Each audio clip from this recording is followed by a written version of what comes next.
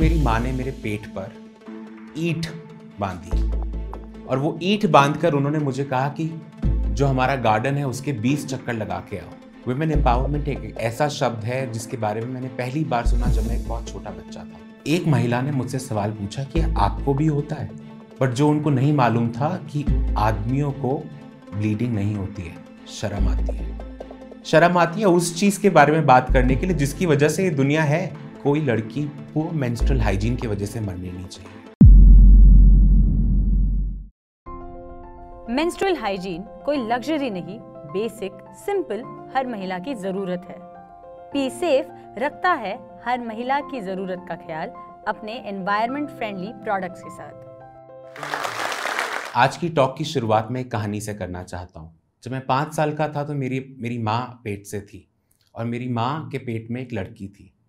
हम सभी को लगा था कि हमारा परिवार पूरा हो गया, क्योंकि उस ज़माने में पता चल जाता था कि पेट में कौन है। और मेरी माँ मैं बहुत खुश थे कि अब मुझे एक बहन मिलने वाली है और अब मैं उसके साथ खेल पाऊँगा। एक 5-6 साल के बच्चे को कुछ पता नहीं होता ज़्यादा इसके बारे में, but I was very very happy. मैं उस दिन जिस दिन मेरी माँ की डिलीवरी थी, मैं स्कूल नहीं गया और बरामदे में बैठकर मैंने वेट किया कि काश मैं उसको आते हुए देखूं और उसको अपनी गोद में लेकर उसके साथ खेलूं। मेरे लिए तो एक खिलौना था। उस दिन मेरी माँ वापस नहीं आई और मैं बहुत बार सोचा कि क्या हुआ। जब पिताजी वापस घर आए तो मैंने अपने पिताजी से पूछा कि क्या हुआ, मेरी माँ कहाँ है। उन्होंने बताया कि माँ अभी अस्पताल में है। 3 दिन बाद जब वो लौटी तो उनके हाथ में वो बच्चा नहीं था। And I was very upset about the fact, क्योंकि मेरे लिए तो एक ड्रीम थी, मेरे लिए तो वो एक खिलौना था जिसके साथ मैं खेलना चाहता था। जब नहीं उसको मैंने अपने सामने देखा तो अपनी माँ से रोज सवाल पूछा। After 6 months my mom lost it. She lost it in anger with tears in her eyes. She said वो भगवान जी के पास चली गई। उसका रीज़न मुझे अब इस उम्र में जाके पता चला, पर उस वक्त मैं भगवान को बहुत कर्स करता था। मैं खूब गालियाँ देता था। मैं कहता था कि ऐसे कौन भगवान जी हैं जिन्होंने मुझसे मेरी बहन छीन ली। और उस दिन के बाद से हर बार जब मैं बाहर सड़क में निकलता था, स्कूल जाता था, कॉलेज जाता था, तो हर लड़की में मैं उसी अपनी बहन को पाता था। I used to see every girl as my own sister and I wished काश ये मेरी बहन होती। सुंदर लड़कियां आती थी रिश्ता बनाने के लिए, अपना बॉयफ्रेंड बनाने के लिए, और मैं उनको कहता था कि काश तो मेरी बहन होती। तो वो दर्द जो मैंने 5 साल की उम्र में देखा था, झेला था, वो आज तक मेरी जिंदगी में रहा। वुमेन एम्पावरमेंट एक ऐसा शब्द है जिसके बारे में मैंने पहली बार सुना जब मैं एक बहुत छोटा बच्चा था। और हमें यह सिखाया जाता था कि जब भी कोई नया शब्द सीखो तो उसको आगे यूज करो, उसको यूज में लेकर आओ। And that's how I used that one word on my mother. अपनी माँ के पास जाकर मैंने उनको कहा कि माँ, जब मैं बड़ा हो जाऊंगा ना, आपको एम्पावर करूंगा। उस वक्त मेरी माँ ने मेरे पेट पर ईंट बांधी और वो ईंट बांधकर उन्होंने मुझे कहा कि जो हमारा गार्डन है उसके 20 चक्कर लगा के आओ। मैं सोच में पड़ गया कि क्यों ये मुझसे ऐसी पनिशमेंट मुझे दी जा रही है, जहाँ पर मेरी पेट पर रस्सी के साथ, नाड़े के साथ, जिसको हम हिंदी में कहते हैं नाड़े के साथ, ईंट मेरे पेट पे बांध दी गई। मैं करीबन 10 चक्कर लगाए होंगे और मैं वहीं बैठ गया। मैंने अपनी माँ से बहुत निराश होकर पूछा कि क्यों मुझे ऐसी पनिशमेंट दे रही हो, वाई आर यू पनिशिंग मी, क्योंकि मैंने क्या कुछ गलत बोला है। My mother said something which changed my life. She said, I kept you in my womb for 9 months. तुम मेरे पेट में 9 महीने तक थे और तुम्हारा वजन इन ईंट से कहीं ज्यादा था। मैंने एक बार भी उफ नहीं कहा तुमको अपने पेट में रखते वक्त। जब तुम मेरे शरीर से बाहर निकले तो तुमने मुझे फाड़ दिया, पर फिर भी मैं तुमको इस दुनिया में लेकर आई। तुमको क्या लगता है, तुमको क्यों ऐसा लगता है कि तुम मुझे एम्पावर कर सकते हो? और वो उस लाइन ने चेंज कर दिया कि कैसे मैं विमेन एम्पावरमेंट के बारे में सोचता हूँ। समाज सेवा की शुरुआत मैंने 14 साल की उम्र में करी। मैंने एज ए यंगस्टर पैसे बचाने शुरू करे। हर बार जब मेरा परिवार एक फिल्म देखने जाता था या कहीं बाहर जाता था तो मैं एक किताब लेके, एक रजिस्टर लेकर बैठ जाता था। अगर टिकट 500 रुपये का है, पॉपकॉर्न और पेप्सी 200 रुपये की है और 100 रुपये आने जाने का खर्चा, तो मैं कहता था 1100 रुपये आप मुझे दे दीजिए या 1000 रुपये आप मुझे दे दीजिए। I don't want to go and watch a film. मैं आपके साथ बाहर नहीं जाना चाहता। वो कभी भी ट्रैवल करते थे तो मैं हिसाब लगाता था कि उसका क्या इवैल्यूएशन आएगी, और वो कॉस्ट इवैल्यूएशन निकाल के मैं कहता था वो पैसा आप मुझे दे दीजिए। पहली बार, दूसरी बार, तीसरी बार तो मुझे मिला। जब ये एक प्रैक्टिस बन गई तो मेरे परिवार वालों को कई बार लगा कि ये क्यों ऐसा कर रहा है। और एक दिन मेरे पिताजी मेरे साथ बैठे और उन्होंने मुझसे एक सवाल पूछा। उन्होंने कहा कि तुम मेरे बेटे हो, मैं तुम्हारा बाप हूँ। उनकी आंखों में आंसू थे और मुझे हंसी आ रही थी, वो क्यों ऐसे रिएक्ट कर रहे हैं। उन्होंने कहा what is the problem, you can share with me, मुझे बताओ क्या प्रॉब्लम है। And he asked are you into drugs, are you a drug addict, क्या तुम्हें इतने पैसों की जरूरत पड़ती है क्योंकि तुम ड्रग्स कर रहे हो। And I laughed, I said no, I am into social work. And then he asked किस किस्म का social work. So I started explaining to them कैसे एक छोटी सी बिहारी बस्ती से हमने शुरुआत करी थी, कैसे छोटे छोटे गाँव में जाकर हम बच्चों को पढ़ाते थे। जो सबसे पहली चीज़ मैंने करी थी वो था वेस्ट मैनेजमेंट। और कई बार जब हम ग्लव्स खरीदते थे, मास्क खरीदते थे और इक्विपमेंट्स खरीदते थे, उसके लिए बहुत पैसे की ज़रूरत होती थी। देहरादून में एक बिहारी बस्ती है, वहाँ पर बच्चों के लिए अगर पढ़ाना है तो किताबें खरीदनी होती थी। वो पैसा कहाँ से आए? तो वो जो पैसा मैं जोड़ता था और मेरे दोस्त जोड़ते थे, उससे हम ये सामान खरीदा करते थे। अब जब हम सफाई करने बाहर निकलते थे तो लोग हमें पूछते थे कि आप तो पढ़े लिखे हैं, आप क्यों सफाई करने निकले? और हमारा जवाब यही रहता था क्योंकि हम पढ़े लिखे हैं, इसीलिए हमको बाहर निकलना है सफाई के लिए। Every Sunday we used to go out और हम लोग साफ सफाई का अभियान चलाते थे। And that's how this journey kept going on and on and on. Outreach programme के ज़रिए हम लोग लोगों तक पहुँचे और उन बच्चों को हम अपने पास लेकर आए, स्कूल में लेकर आए। हम लोगों ने 17 स्कूल की शुरुआत करी, छोटे छोटे गाँव में, छोटे छोटे स्लम्स में, जहाँ के बच्चे बाहर नहीं निकल पाते थे because of the problems that I told you. What happened next was, हमने ये स्कूल शुरुआत किया था सिर्फ इसलिए ताकि वो पढ़ सके, क्योंकि 13-14 साल की उम्र में भी कई बच्चों को ये नहीं पता था कि उनका पूरा नाम क्या है, उनकी उम्र क्या है, वो कहाँ रहते हैं। Such basic things in a developing country like India. जब स्ट्रीट स्मार्ट की शुरुआत हुई तो हम लोगों ने छोटी छोटी एक्टिविटीज़ उसके साथ इंट्रोड्यूस करी, जैसे कि स्किल डेवलपमेंट प्रोग्राम। वो बच्चे जो 15 साल की उम्र के ऊपर थे, 15 साल से ऊपर, वो बच्चे छोटी छोटी ब्रांड्स के लिए ब्लॉक प्रिंटिंग करने लगे और उससे क्या हुआ, वो 100 रुपये कमाने लगे पर दिन। And that's how these children started getting an incentive कि हम स्कूल में पढ़ रहे हैं, हमको मिड डे मील मिल रहा है, साथ ही साथ में हम 100 रुपये कमा के वापस घर जा रहे हैं। आपको एक किस्सा सुनाता हूँ राजस्थान का। राजस्थान में जयपुर से 30 किलोमीटर दूर एक गांव है जिसका नाम है चौमू। वहाँ पर रक्षाबंधन का त्यौहार बनाया जा रहा था और मुझे बुलाया गया। मुझे कहा कि आप रक्षाबंधन के दिन यहाँ पर आकर मेंस्ट्रुअल हाइजीन के ऊपर एक वर्कशॉप दीजिए। उस दिन जब मैं वर्कशॉप दे रहा था, उसके बाद जब सवाल आने शुरू हुए, एक महिला ने मुझसे सवाल पूछा कि आपको भी होता है? तो 2 मिनट के लिए मैंने सोचा कि शायद वो मेरा मजाक उड़ा रही हैं, टांग खींच रही हैं।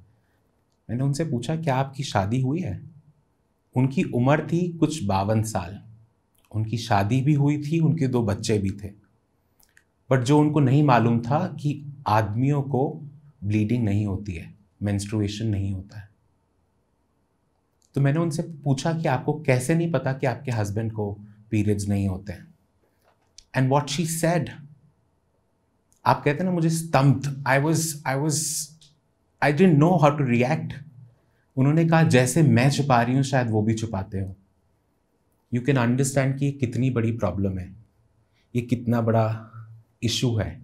बिकॉज वहाँ से मैंने ये सोचा कि अगर इनको यही नहीं पता कि इनके हस्बैंड को पीरियड्स नहीं होते हैं, तो it is not just about menstruation. आप उनकी शारीरिक संबंध सोचिए कैसे होते होंगे। She didn't know her husband doesn't bleed. It was a very, very shocking experience.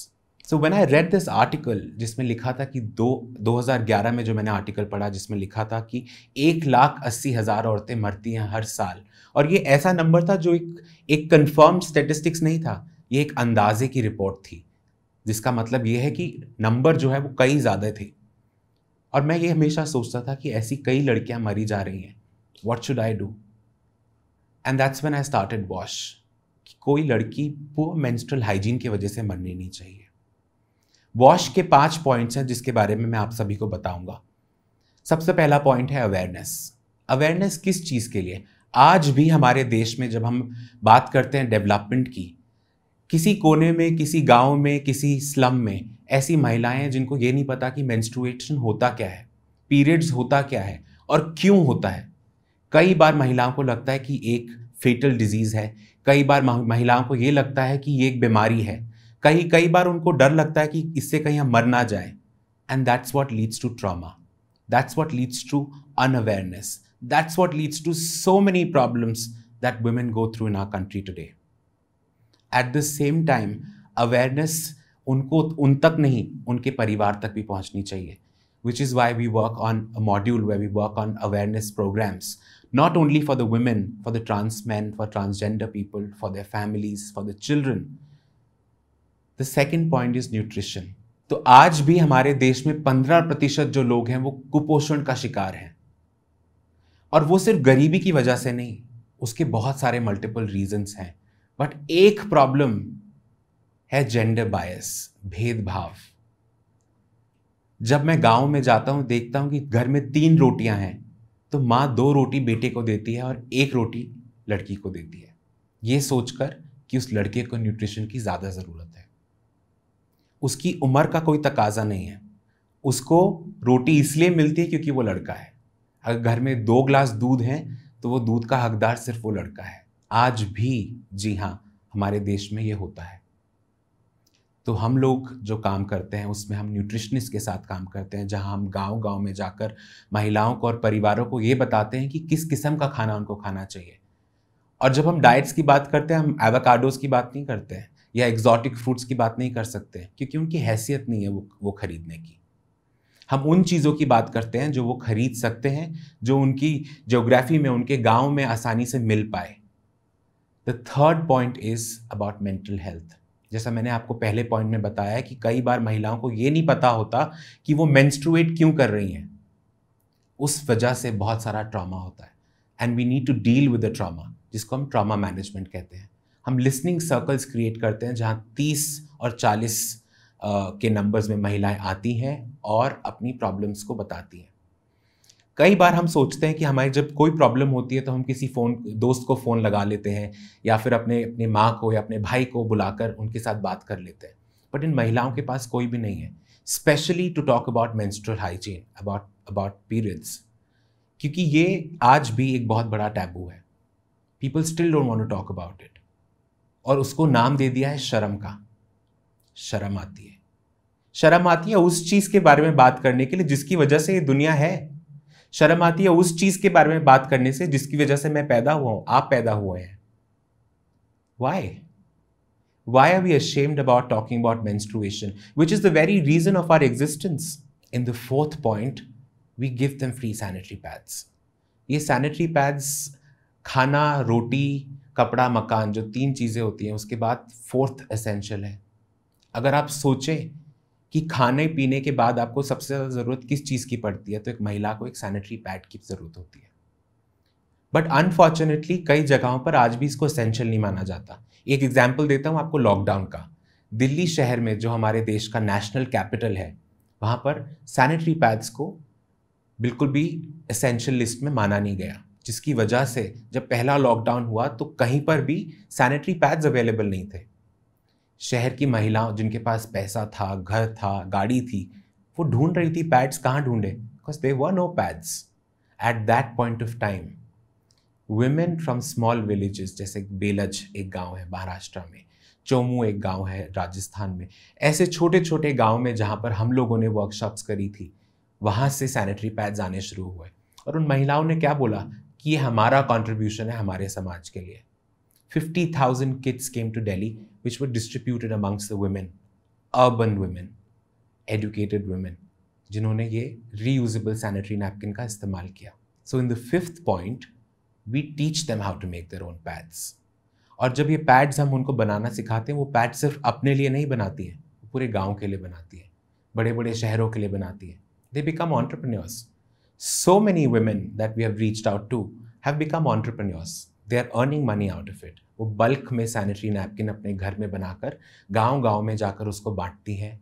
और एक बहुत ही लो इनकम ग्रुप्स ये हैं जिनके बारे में हम बात कर रहे हैं, तो उसको एक लो कॉस्ट सैनिटरी नैपकिन है जिसको वो बांट के कुछ पैसा कमाती है। और ऐसे ही कई बार मुझे मालूम नहीं पड़ता कैसे हम लोग आते हैं, मदद करते हैं और चले जाते हैं, and that's how I lead my life.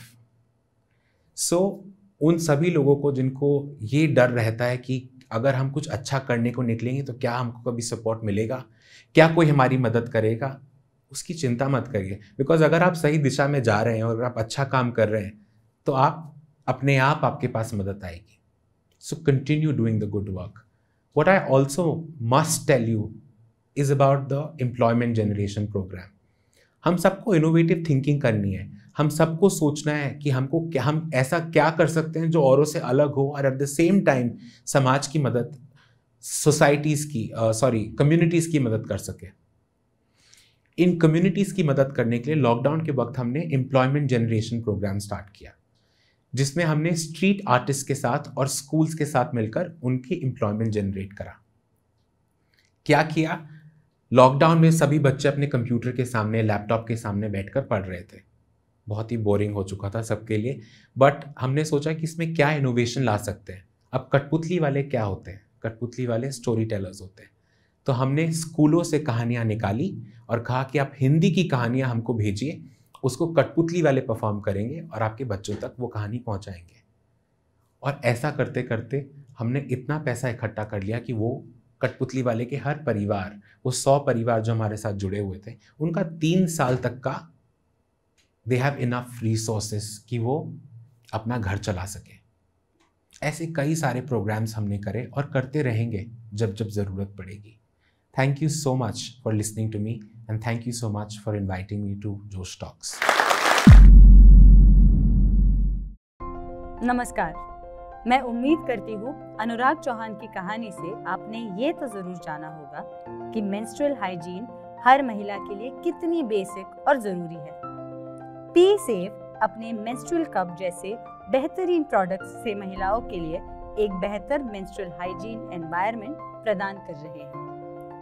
P safe menstruation से जुड़ी हर गलत धारणा पर वार करता है और देता है एक साफ, सुरक्षित उपाय जो हर महिला को पसंद भी आए।